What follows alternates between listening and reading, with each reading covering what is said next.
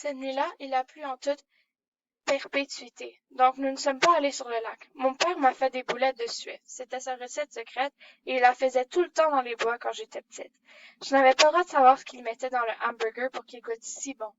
Je savais qu'il y avait 3 sortes de sauces, Diana, Bullseye et HP, ainsi que des poivrons verts et un oignon espagnol. Mon père grillait toujours les boulettes de viande sur le barbecue, même quand il pleuvait, pour que le chalet ne sente pas mauvais.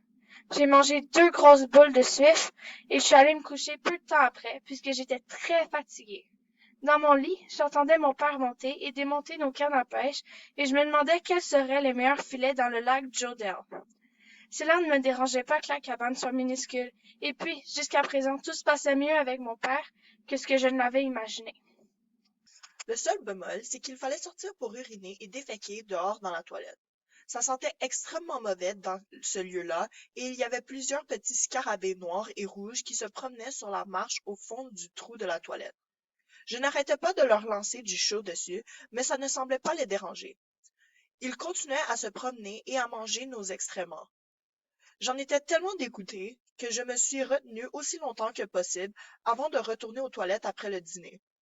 Mon père trouvait le tout drôle, et il se moquait de moi en chantant une chanson sur les coléoptères qui mangent les postérieurs crus d'humains. C'était rare de le voir de si bonne humeur.